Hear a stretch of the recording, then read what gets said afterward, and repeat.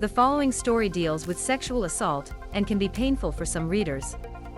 If you or someone you know need support, those in Canada can find specific centers for the province, crisis lines and services here. For American readers, a list of resources and references for survivors and their loved ones can be found here. The Standing Committee on Canadian Heritage has received a series of Hockey Canada documents concerning the management of the 2018 sexual allegations and the regulations that followed.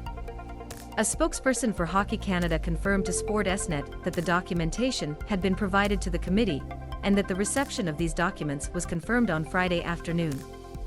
The line to submit the documents, which were requested last month by the Federal Committee following the testimony of Hockey Canada in Ottawa, took place Friday at 11:59 p.m. and the members of the Heritage Committee will meet on Monday on how to carry out the next series of Hockey Canada hearings on July 26 and 27, and to determine the information that the committee is able to publish and what can be legally discussed during these audiences.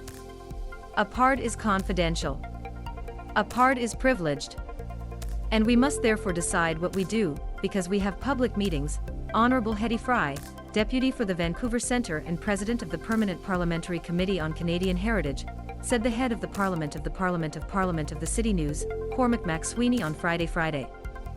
The committee's request included the non-disclosure agreement, copies of communications between Hockey Canada, teams and players, as well as all relevant internal communications concerning the processing of allegations and regulations between June 2018 and July 15, 2022.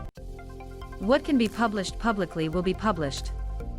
What cannot be published publicly will not be published, said Fry about documents.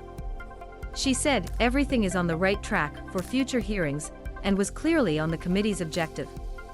What our objective is not to discover who did what, has done what, is to whom, who are the authors, who is the victim. We want to discover how Hockey Canada in 2018 dealt with this problem, he declared. What are the steps they have taken? What are the conversations they had? We want to go to the bottom of this because we were not satisfied with our first answers on their part. Last month, after hearing testimonies in Ottawa of the President of Hockey Canada, Scott Smith, CEO outgoing Tom Rennie,